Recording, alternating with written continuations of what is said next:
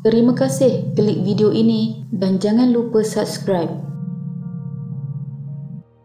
Ada di antara kita mesti pernah terdengar cerita mengenai orang kenit. Namun persoalannya, adakah kita percaya yang ia benar-benar wujud? Jawapan untuk teka-teki kewujudan orang kenit masih menjadi misteri dan belum dapat dipastikan kesahihannya. Hanya mitos yang menceritakan orang kenit sebenarnya wujud, tetapi sains masih belum memperakuinya secara sah disebabkan tiada bukti yang kukuh. Orang kenit digambarkan mempunyai bentuk fizikal yang sama seperti manusia tetapi bersaiz kecil. Ketinggiannya dianggarkan antara 2 hingga 3 inci sahaja. Mungkin saiznya lebih kurang sebesar tikus. Mengikut kisah yang diceritakan turun-temurun, orang kenit menyembunyikan diri daripada manusia kerana bimbang dicederakan. Komuniti kenit ini hidup di dalam hutan dan ekosistem kehidupan mereka hanya berkisar di hutan semata-mata. Tidak kurang juga ada yang mengatakan orang kenit adalah spesies makhluk halus seperti jin atau bunian. Kehidupannya dikatakan mirip manusia normal, tetapi ia lebih selesa hidup di dalam komunitinya sendiri tanpa dilihat oleh manusia. Disebabkan itu, ia sangat sukar ditemui. Kebanyakan laporan penemuan orang kenit ialah di sekitar Nusantara, iaitu beberapa daerah di Indonesia seperti Sumatera dan Jawa, Borneo serta Semenanjung Malaysia.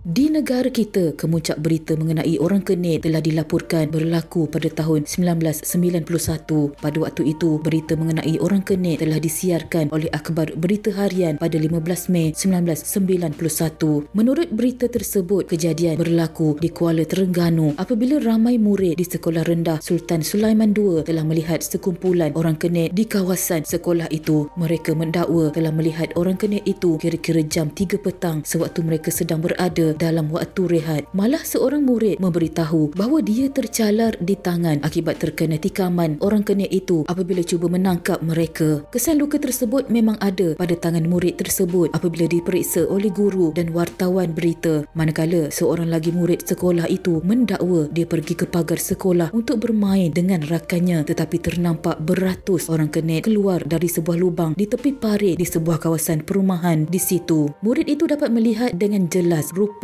orang kenit itu dan ketinggiannya berukuran kira-kira 6 cm dan memakai pakaian berwarna kemerahan. Seorang lagi murid yang lain menceritakan bahawa dia melihat orang kenit bermain di tepi parit berhampiran sekolah itu. Dia bersama rakannya melihat kumpulan orang kenit itu pada waktu rehat. Malah murid itu turut memberitahu perkara tersebut kepada guru sekolahnya dan menunjukkan tempat orang kenit itu berkumpul dan bermain. Bagaimanapun, hanya murid-murid sahaja yang dapat melihat orang kenit yang mereka ceritakan itu. Penyelia petang sekolah itu telah mengesahkan yang murid-murid tersebut ada memberitahu mengenai penemuan orang kenit tersebut. Salah satu kes yang mengejutkan di negara kita tentang penemuan orang kenit dilaporkan berlaku di Bagan Jermal, Pulau Pinang. Seorang wanita bernama Latifah dikatakan tanpa sengaja telah memijak makhluk itu sehingga mati. Namun disebabkan ciri-cirinya seakan manusia, makhluk itu disemadikan dengan sempurna sama seperti manusia. Tetapi kes tersebut berlaku sudah lama, iaitu pada tahun 1953.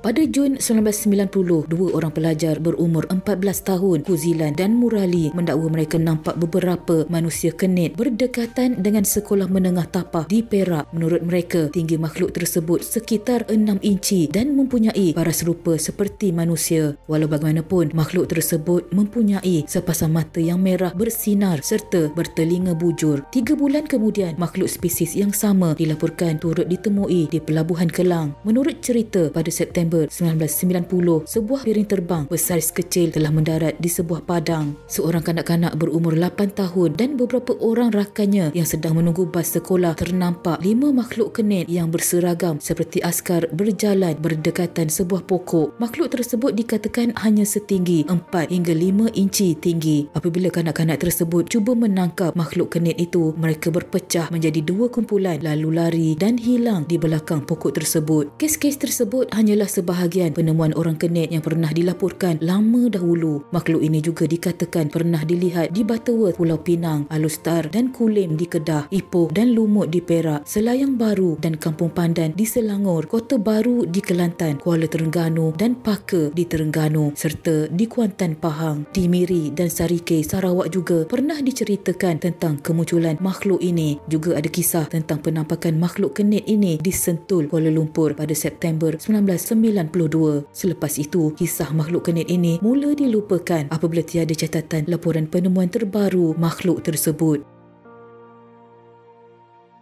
Memang sukar untuk dipercayai, namun kemunculan orang kenit ini di Malaysia banyak dilaporkan antara tahun 1950 hingga 2010. Dalam jangka masa tersebut, lebih kurang 60 insiden dilaporkan berkaitan penemuan makhluk ini. Mungkin ada juga kes yang tidak dilaporkan. Adakah makhluk ini cumalah rekaan atau fantasi? Tetapi seperti tidak mungkin kerana ramai saksi yang pernah melihatnya dahulu. Bahkan ada penemuan itu turut dilaporkan dalam akhbar tempatan. Kini tiada lagi berita mengenai penemuan orang kenit ini. Yang ditinggalkan adalah misteri sama ada kewujudan mereka ini adalah benar dan nyata ataupun ia hanyalah rekaan semata-mata. Sekian.